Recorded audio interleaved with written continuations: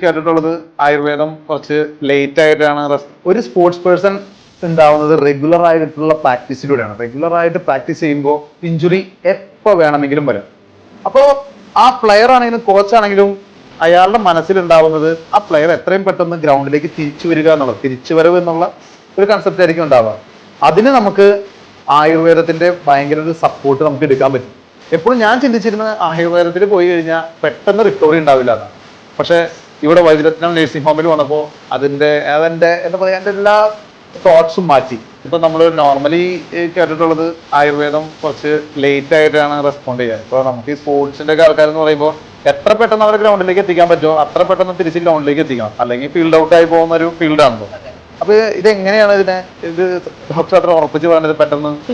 നമ്മൾ പറയൂല്ലോ, നമുക്ക് ലിമിറ്റേഷൻസ് ഉണ്ട്, ഇല്ലാന്ന് പറയുന്നില്ല. പക്ഷെ കണ്ടീഷൻ ബേസ് ആണ് നമ്മൾ പറയുന്നത്. എല്ലാ കണ്ടീഷനും നമുക്ക് ഒരു 2 ദിവസം കൊണ്ട് 3 ദിവസം കൊണ്ട് റിസൾട്ട് എന്ന് പറയാൻ പറ്റില്ല, അല്ലെങ്കിൽ ഒരാഴ്ച കൊണ്ട് റിസൾട്ട് എന്ന് പറയാൻ പറ്റില്ല.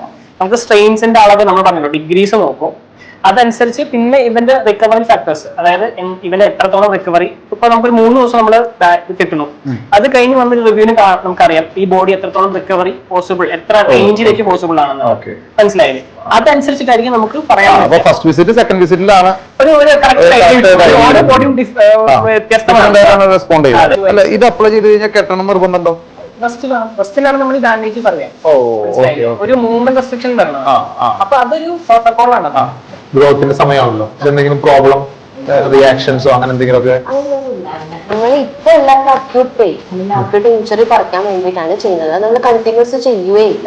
ഒരു 2 ദിവസം നമ്മൾ ചെയ്യും, അത് കഴിഞ്ഞിട്ട് നമ്മളൊന്ന് അഴിച്ചു നോക്കും, നാച്ചുറലി പെയിൻ കുറയും. അത് കഴിഞ്ഞിട്ട് പിന്നെ വേണമെന്നുണ്ടെങ്കിൽ അപ്പൊ നമ്മൾ അസസ് ചെയ്തിട്ട് പിന്നെ ചെയ്യുന്നതാണ്. നമുക്കൊരു കാര്യം ചെയ്യാം, അതിലൊരു സ്പെഷ്യൽ ടൈപ്പ് ഓഫ് ബാൻഡേജ് നമുക്ക് ചെയ്യാം കേട്ടോ. ബാൻഡേജിന്റെ പേര് മർമ്മ ബാൻഡേജ് എന്നാണ് പറയുന്നത് കേട്ടോ. മർമ്മം എന്ന് പറയുന്നത് ആയുർവേദത്തിലൊരു പോയിന്റ് ആണ്, ചില പോയിന്റ്സിനാണ് മർമ്മം എന്ന് പറയുന്നത്. ഏത് ജോയിൻസ് ആണോ പെയിൻ കൂടുതൽ വരാൻ ചാൻസ്, ഏത് ജോയിൻസ് ആണോ വീക്ക്, ആ സ്ഥലത്തൊക്കെ നമ്മൾ സ്പെഷ്യലൈസ്ഡ് ട്രീറ്റ്മെന്റ്സ് വരും. ഈ ഉപനാഹം എന്നൊക്കെ പറയും, അതായത് മരുന്ന് വെച്ചിട്ട് കെട്ടുന്ന പോലത്തെ ട്രീറ്റ്മെന്റ്. അത് കുറച്ചും കൂടെ സ്ട്രെങ്തനിങ് ആണ്. അപ്പോൾ നമ്മുടെ വൈദ്യരത്നം നഴ്സിംഗ് ഹോമിന്റെ പുതിയ ചികിത്സാ രീതിയായിട്ടുള്ള മർമ്മ ബാൻഡേജ്, അത് എന്താ പറയാ, ഇന്നലെ അവർ കണ്ടുപിടിച്ചതല്ല, 100ൽ പരം വർഷത്തെ പാരമ്പര്യമുള്ളവരാണ്.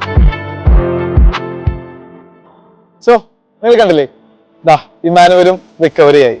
ദെൻ വൈദ്യരത്നത്തിന്റെ ഈ ഒരു ഔഷധക്കൂട്ട് അല്ലെങ്കിൽ ഈ കിറ്റ് നമുക്ക് ഉപയോഗിക്കാം. അപ്പൊ എല്ലാവരും അത് ഉപയോഗിക്കാൻ നോക്കുക. വളരെ കോസ്റ്റ് ഫ്രണ്ട്ലി ആണ്.